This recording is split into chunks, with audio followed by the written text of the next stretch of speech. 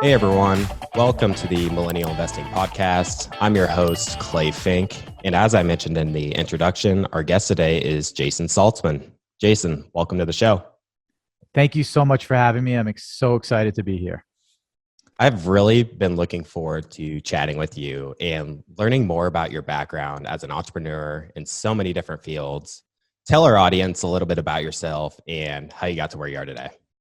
Sure. So I've been self-employed for over 20 years. I cannot believe I'm saying that 20 years is coming out of my mouth right now because it seems like such a long time ago, and it was because I'm basically a dinosaur. I built my first company, and it was in the world where there was the word startup didn't even exist. So starting a company was very rare. And when I was younger, you either went to school to become a lawyer or a doctor. And I chose this other path that was it wasn't like it was today. You know, it feels like there's a startup popping up every single second. I'm sure that you probably know a statistic on that, but it was not like that back then. So as you can imagine, the resources were a lot different. And fast forward today, and I'm building my 20 something company. Most of them have failed. You know, I have a lot of stories out of that.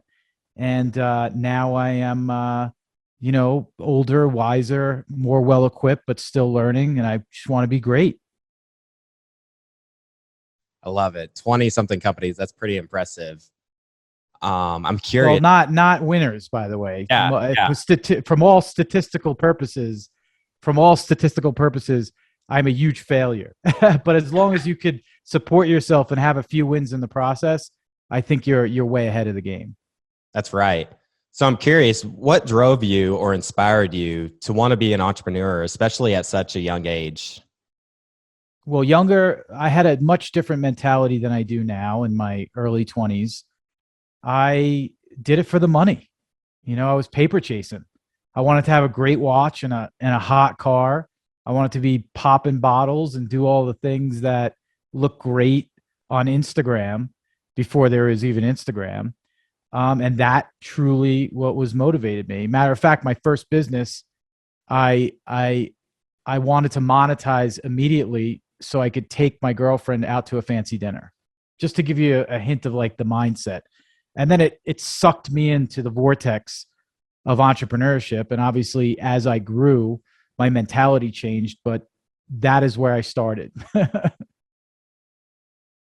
So you mentioned that you did it for the money mainly early on, and you've had some successful businesses. So I would imagine that you're very well taken care of now. So what is your kind of purpose now that you likely have plenty of money and you don't have to be doing the things you're doing now? So dig into that a little bit.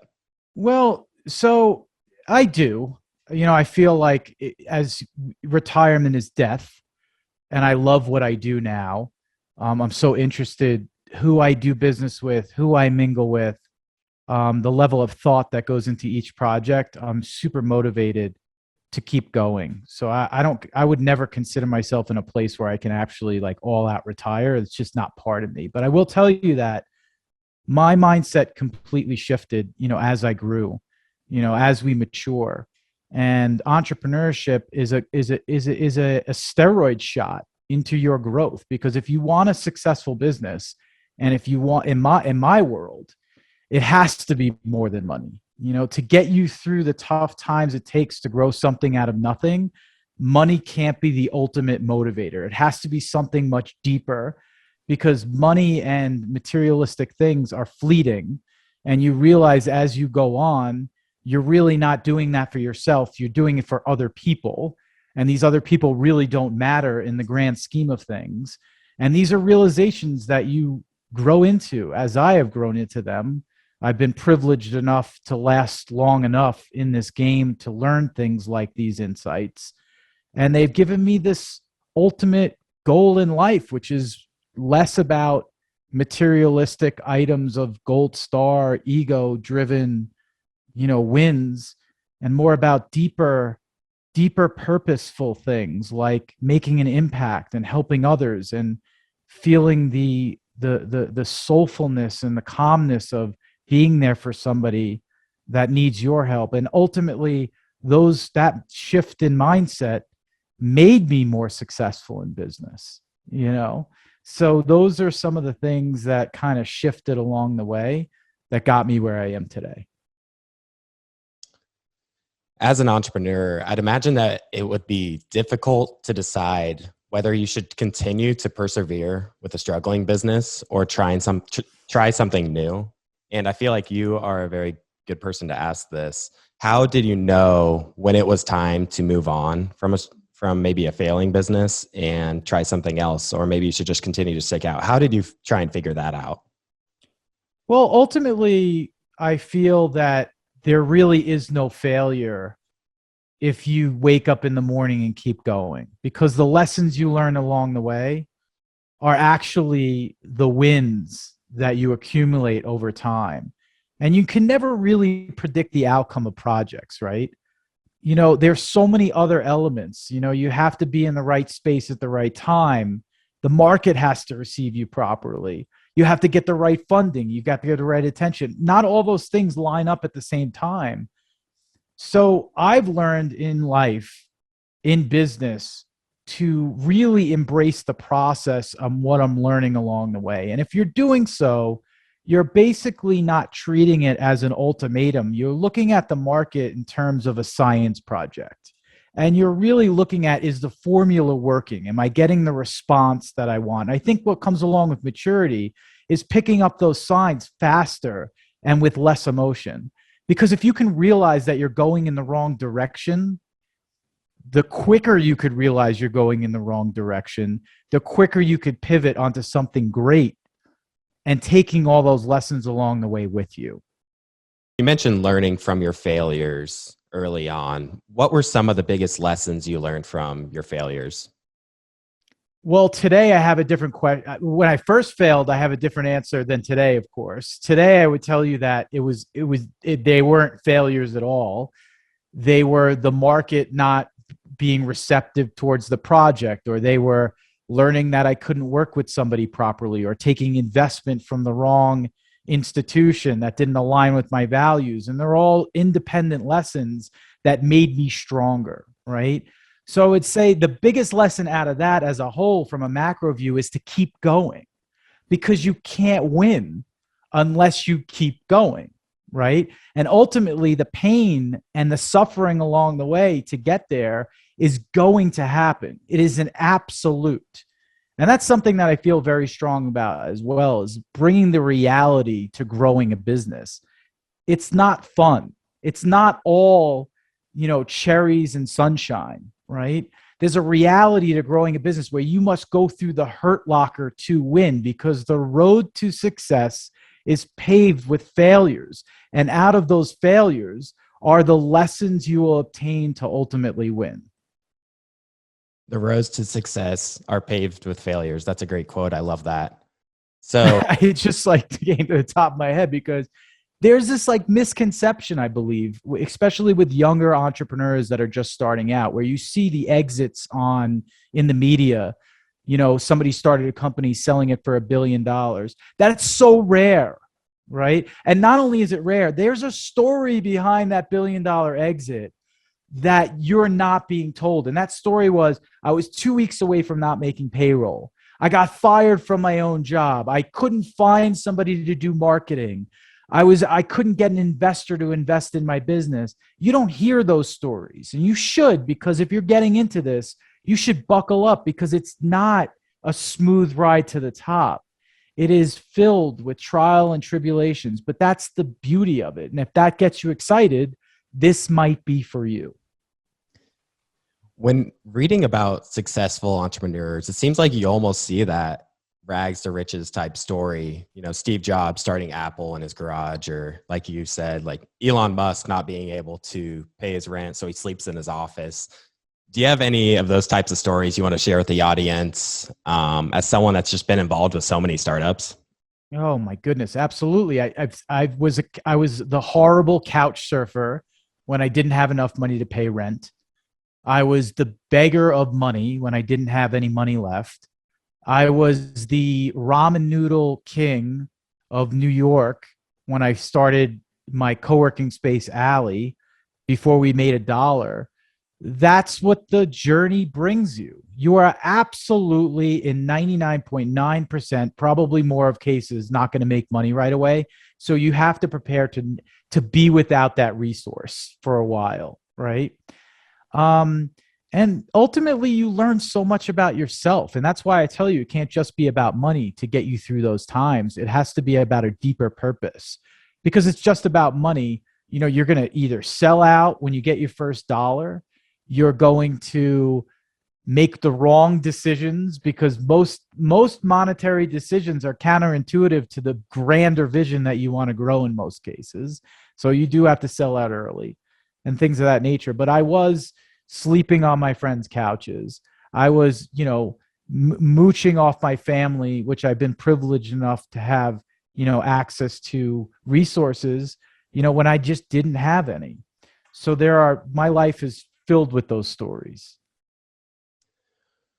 What kind of roles have mentors played in your journey, whether that be people you connected with in real life or other entrepreneurs that anyone can learn from? Not I'm sort of I've ultimately been jealous over people that I've met in my life that have said, "Oh, I talked to my mentor," or "I have this great mentor network," and so on and so forth. I had none of that, right? Remember, I started my first company before the word startup meant what it does today. It meant like starting a car. So it wasn't embraced like it is today. It was very foreign. So when I started to do it, even my family, and I understand where they're coming from, they wanted the best for me. They were like, "What are you doing?" Like, so I really didn't have any of that, like, go get them support. I didn't have access to this big network. I didn't go to college for business school. I wasn't thrusted in this community of people that were like taking risks and doing things. I was a lone gun. So I had to learn on my way. And not only did I have to do it, I had to deal with adversity along the way from people challenging me. And ultimately, those became arrows that I put in my quiver to make myself succeed. Every time somebody asked me why I was doing this, or I felt doubt even with myself, I used that was my mentor. Adversity was my mentor. And I know it sounds weird to say because ultimately there's all this advice going around that's like, "Oh, learn from this, mentor, or learn from this book," or so on and so forth. I didn't pick up information like that. I learned by doing. And my motivation came from this deep passion inside me, mostly to prove myself right. That I knew that I could do this and I could do it with the fire and vigor and passion to get it done correctly. And that's been my biggest advocate over the years.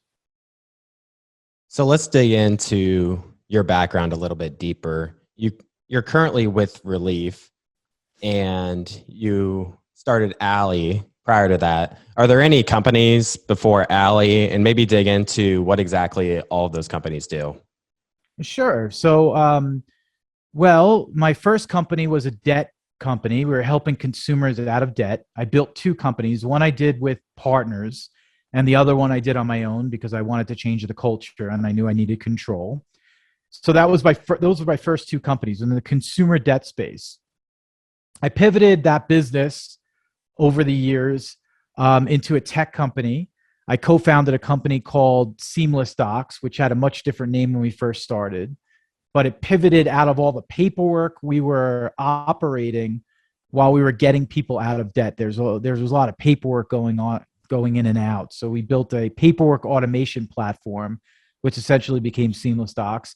The company then pivoted after I had anything to do with it into government form building and helping governments with paperwork and licensing and forms online, things like that, and streamlining the process. The company exited in 2020. While that company was venture funding and getting their act together from an operational perspective and from a fiscal perspective, I felt deeply passionate about sharing information, about helping other entrepreneurs come together and build together in a collaborative environment.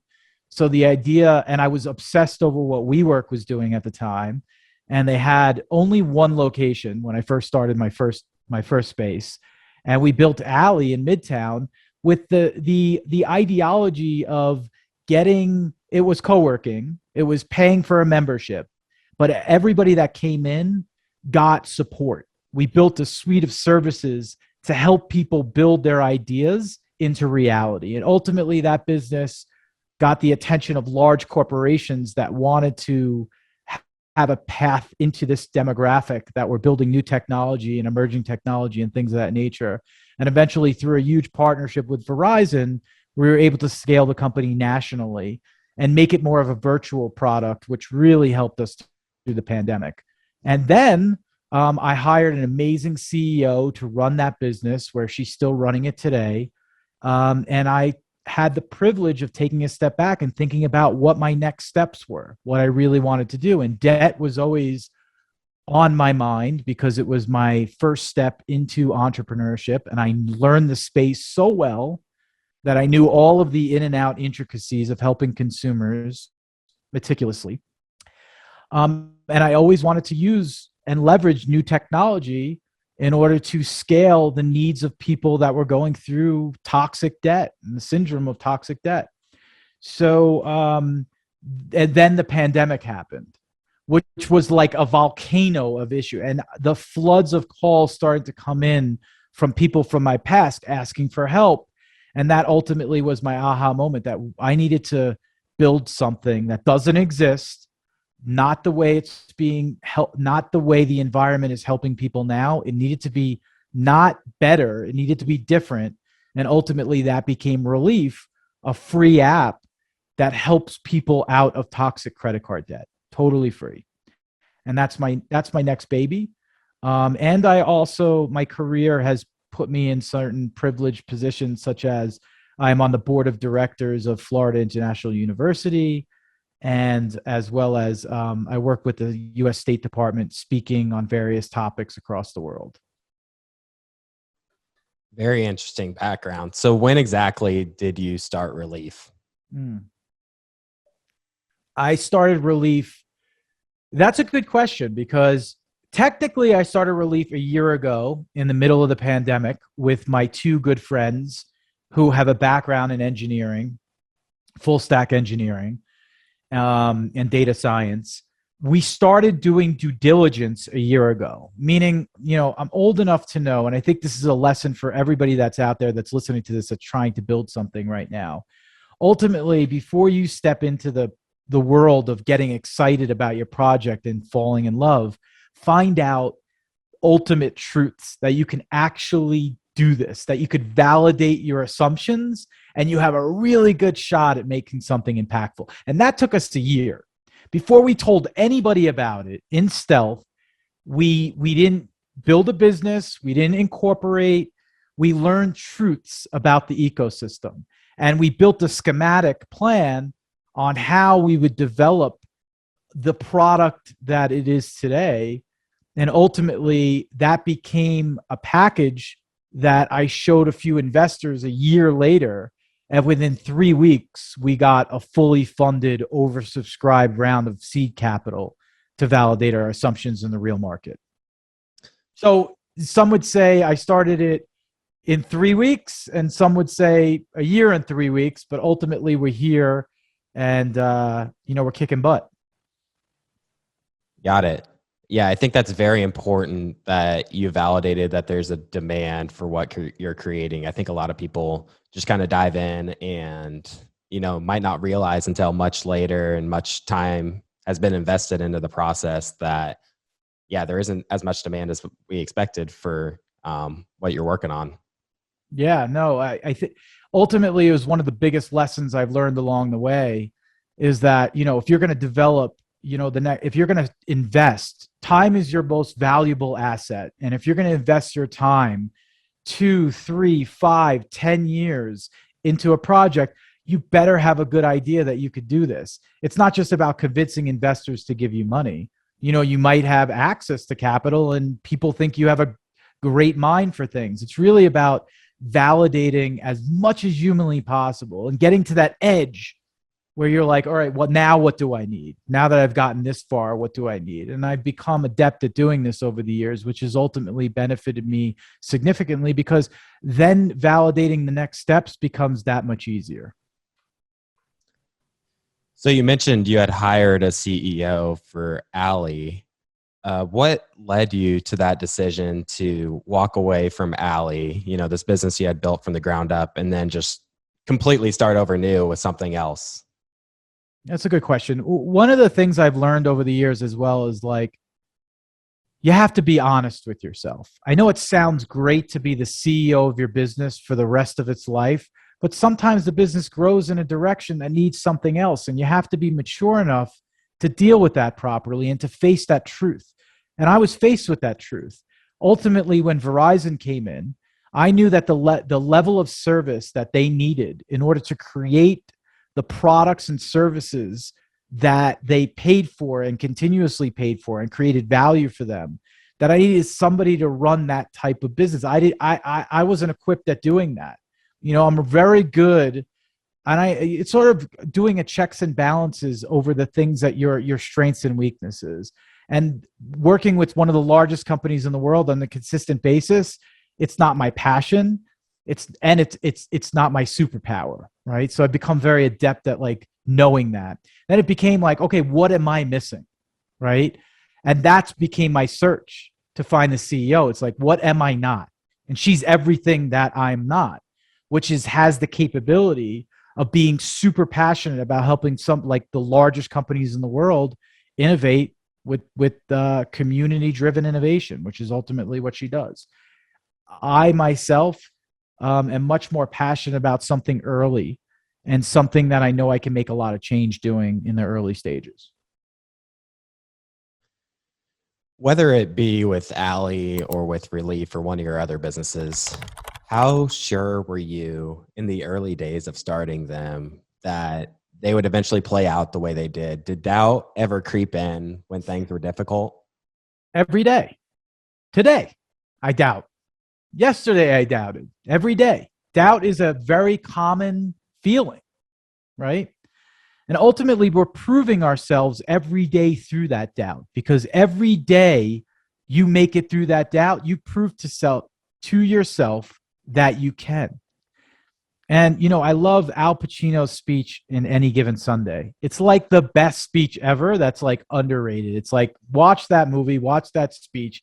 He talks about football as a game of inches, right? And I ultimately see entrepreneurship the same way. And life is a game of inches as long as you're moving forward. Even if you take steps back to take steps forward, you're ultimately going towards winning. And over again, I learned that. And the doubt, there's a stigma on doubt. It's like you cannot dismiss doubt, because if you embrace it, it could be your most powerful tool towards success. And that's what I've learned. What advice would you give to an entrepreneur that is wondering if running a business is for them or not, that, feels that doubt and they're wondering, is this for me? Maybe I should go to something more safe and secure. What would you tell them? Well, I would tell them, welcome to the club. Congratulations. Now it's your choice whether or not to move forward. And if you want an algorithm towards success, know that every single successful entrepreneur on the planet did one thing. They have one thing in common. They kept going. So through that doubt that you face right now and through that adversity that you're going through right now, are you going to stop or are you going to keep going? Because if you're going to keep going, you're in the company of everyone that's been successful ever. What are some of the issues that you believe should be discussed more around entrepreneurship that aren't currently being discussed? I'm so happy you asked that, Clay. One, mental health, because I feel like there's a false sense of reality when it comes to growing a business that doesn't take into consideration the hardships. And ultimately, the problem with that aspect being a reality is that you're setting your mindset up for failure. And we 1 in 3 Americans has some sort of mental ailment, right? Whether it be like myself, I suffer from general anxiety disorder, whether it be any other, ADHD related symptom.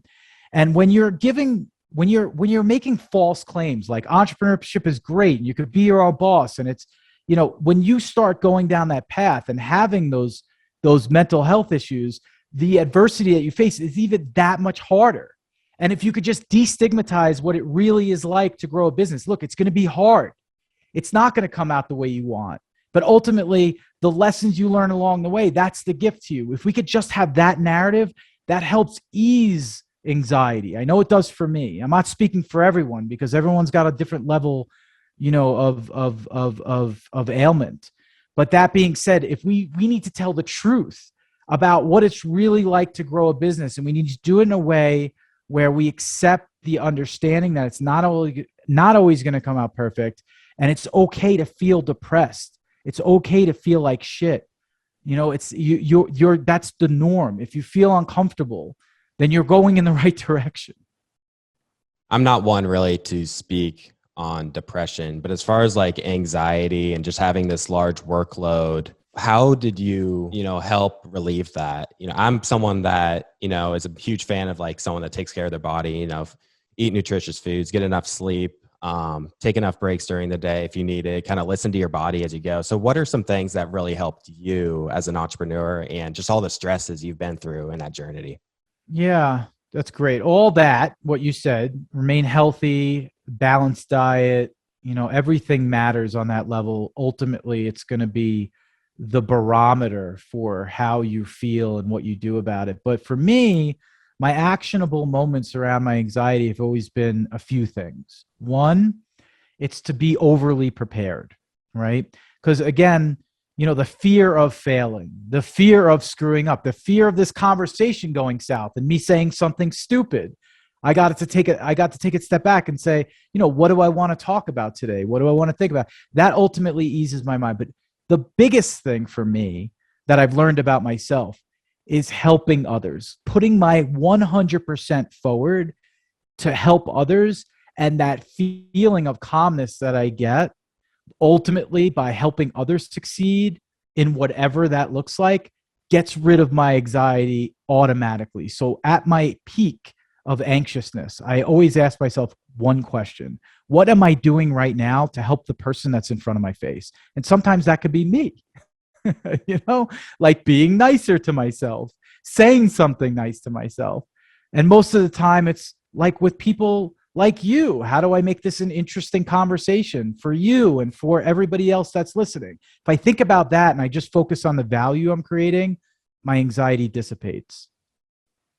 I'm curious, were you a big goal setter, as you went along, or how do you push yourself to continue to push for those new highs and those just those new achievements? How do you think about that? I don't. I know that I want to get to a great place. I know it sounds weird. I'm not like a big KPI betcher. And this is ultimately a weakness I have in business, creating KPIs and things like that, because I'm not more of a qualitative person. Go more on feel. So my ultimate KPI is like, am I enjoying myself? Am I learning? Not just enjoying myself, but am I learning something right now? Even if it sucks, even if I'm not, I'm going to go take this back. Even if I'm not enjoying myself, what am I learning in this moment? And ultimately, those become my minor goals to get over, right? And again, in the game of inches, which is life, which is in business, which Al Pacino put in football, as long as you keep moving forward, you're in the company of successful folks. Yeah, it reminds me of just the fact that there is no one right way to do things.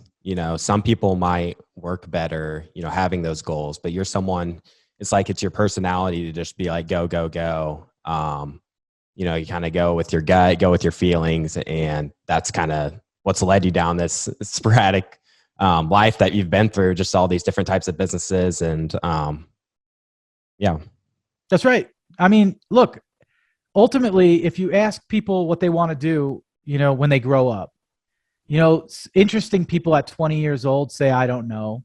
Very interesting people at 30 say, I don't know. And the most interesting people in the world at 40, 50 years old say, I don't know. Right. And that's what's great about what we do. You never know where you're going. You never know where it could take you. So you can hop around from project to project. You can have a realistic view on if things are working or not. like to answer your question from earlier, you could pivot at the right time, which ultimately comes with maturity. But again, if you keep going, you are on the company of winners.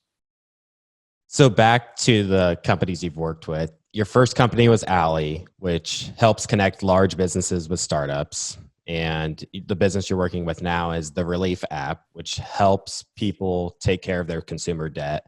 What led you to make this sort of transition between two vastly different industries? And what advice would you give to someone trying to go from one industry to another? Well, as starting a business, ultimately you have one responsibility that is on top of all the other responsibilities, which is finding truths. And if you could find enough truths in the problem you're trying to solve, it doesn't matter what industry it is. If your truth is real, you then have enough backing to go to market, right? And then ultimately becomes your passion and your willingness and your resilience to actually make it a reality, right? Because you got to sell the world on what you're doing, and you have to do it in a way where you could get investors if you need them, team members if you need them, co-founders if you need them to follow your vision down the path. But I really don't think it matters what industry. It matters what truths you can learn about. And that can happen a variety of different ways, right? We could find truths in our everyday lives, and we can find truths just being exposed to something, very differently. Early on, I had the benefit of building my first debt businesses. So I learned a lot of truths then that still stayed the same today. One of those truths being, if you close your eyes and think about a company that helps people get out of debt, you don't think not one company comes to mind, right? The other thing is, when you think about companies that get people out of debt, you think of all the scams that are out there and all the companies that take advantage of people. It's got a very negative gravity type of space. There isn't an app. There's an app that does everything. There's an app that can pick you up at your doorstep and bring you to the airport. There's an app that can book your plane. There's an app that can book your food. Why isn't there an app that can help you through some of the tough financial times you have in your life? When there's an app for every banking product, known to humanity. So ultimately, these are the truths that we find ourselves in, and we do our best to uncover these truths. And regardless of industry or how you expose to it, brings a pathway forward. So the Relief app helps consumers get out of debt. How exactly does it do that? So it's a variety of different things. One, it does two things. The app does two things. One side of the app is a negotiator. So a lot of people don't know this, but if you actually have a hardship paying off your debt, toxic debt, specifically unsecured consumer debt such as credit card debt, the debt loses value, and there's a deal to be made. So the app automatically walks a user through the process of negotiating that debt down to what's called a net present value. And it does it by doing two different things. It communicates with your creditor, and it also learns through machine learning and AI how different creditors work and what their policies are. And ultimately, we go to that creditor with not just one account, we can go with thousands of accounts, which is called collective bargaining. When you can get a great deal with a bunch of consumers, a community of folks that benefit each individual significantly, that's the power of what we're doing behind the negotiator. And the other side is a lending tool for people that are in different circumstances, that aren't falling behind, that don't have a hardship, that just want to save money. So how does this tie to your mission of being an entrepreneur driven by social impact? Well, it helps millions of people through one of the most horrible times in their life that doesn't need to be so horrible. When it comes down to it, debt is a math problem, right? It becomes a psychological problem when you're hiding it from your significant other, when you're not answering the phone, when you're hiding from your mailbox from those bad letters that people get when they fall behind. And it becomes such a stigma that, unfortunately, the data shows us that people are killing themselves over it, right? And divorce rates in America are running rampant due to financial issues. We ultimately feel like this doesn't have to be the case. So through entrepreneurship, we could solve this problem. through finding truths, we could solve this problem. If you just put your best foot forward and you care about people and what they're going through, and you have the resources the way we do, luckily, and you're going to figure it out. And ultimately, what we figured out is that we can help millions of people. And as an entrepreneur who has anxiety, who loves helping people, who is hell bent on creating an impact before I die, this is what we can do with this project. Yeah, I would say creating an app that helps people with their debt in today's day and age is, definitely making a positive impact on society. Just with this low interest rate environment, people are incentivized to take on more and more debt, the crazy mortgages, whether it be credit cards and spending for the holidays and things like that. That's definitely something that society could use. Yeah, we see it, and when you start to see like who's impacted, and how they were impacted and how they're feeling right now about being impacted. And you start to learn things like people are making minimum payments instead of feeding their kids, and they're skipping meals because of it. And that money goes into interest. It's a horrible realization. And we are absolutely against this. And we want to rehabilitate these people into a better scenario automatically, without pain, without suffering, just like hailing a car. Tell us about what you have discovered with the millennial debt crisis, and what are some tips you have for millennials in preventing their debt from becoming too big of a problem? That's a great question. Well, first off, the problem is growing every single day. And that's what we've learned, right? It's not going anywhere. That's how we know there's no solutions that are fitting the needs of people, because the problem is exponentially growing by the second. So that's a realization that we all need to face, right? Two things I would tell people to avoid this. Number one, if you have the ability, pay off. If you're going to use credit cards, because they're definitely what we call a necessary evil in life, to get good credit, to have opportunity moving forward, there's good credit and there's bad credit. Good credit is something that you're putting towards your future. You're investing in like a house or something of that nature, or a business and things like that. Bad toxic debt is when you get into the scenario paying for things that really don't mean anything, and you don't have enough money to pay that bill at the end of the month. So you're stuck paying 29%, or the average in America today is 19.98% interest every single month compounded, which could significantly put you at a disadvantage. And when you start doing the numbers, your $25,000 purchase can easily become $500,000 over the course of a lifetime. That being said, if you can't pay it off at the end of the month, don't buy it. That's my best advice. But most people are too far. 1 in 3 Americans right now are falling behind on their bills. That being said, for those of you out there that are going through this, know that you're not alone, and there are solutions, and you don't need to pay a company to get out of debt. You could do it on your own. Debt is a math problem. And I know it doesn't solve all the problems in front of your face from an emotional perspective. But for me, knowing that I'm not alone makes me feel better, right? Because it makes me feel like I didn't make this choice. Because the reality is that these systems that are built today there's a reason why they don't teach you credit card usage in high school. There's a reason why a credit card company would issue you $50,000 of credit, only making $25,000 a year. That's how they make money, right? So ultimately, it's not just a series of bad decisions on your part. It's the way the system is set up. So feel less bad about your situation. You're not a bad person if you got yourself into this problem. Yeah, there are a lot of really good points that you mentioned there. I think when it comes to tackling debt, I think having a budget, or just like setting up some sort of spreadsheet that just shows, here's the money you bring in a month, here's the typical expenses you have in a month. And that gives you an idea of your just financial picture. You spent X amount of dollars in the last month. Are you making enough to cover that? And, just seeing kind of the difference and being able to lay out, just see the big picture and realize, okay, are my spending decisions in line with the money that I'm making and Yes. places I want to go in the long run? I just I just wrote we write a blog called the D word because we're basically destigmatizing the debt word, and we just talked about this.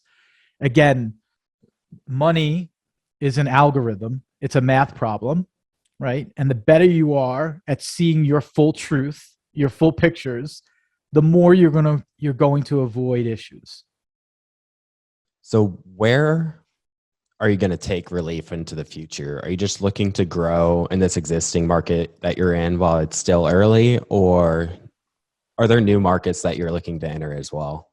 It's still early. It's so early. But I will tell you this: we're beating our goals. It's unbelievable. The sad truth, the unfortunate fortunate is that we were right. The good news is we're on our way to helping millions of people. Where we take it is outside the United States. Right now, we're only equipped from a compliance perspective to deal inside the United States, and we are getting hit up outside the United States. So probably in the next year or two, we would scale into different countries so we could start helping folks that need help. You know, as big as the world is, the internet makes it a smaller place. So when we launched and people found out what we were doing, we realized how much we validated this problem, not only as an American problem, but outside our country as well. So we'd really love to meet the needs of these folks as well. So whether it be a mortgage, a car loan, student loan, credit card debt, is there a specific type of consumer relief is catered towards, or is it anyone with any level of debt? It's really our initial two products that we have are catered towards people that need to get out of making minimum payments. The negotiator isn't for everybody. It's for people that are either behind on their bills or about to fall behind. It is an alternative to bankruptcy, and that doesn't apply to everyone. So we actually have an approval process that meets that criteria to go down that path.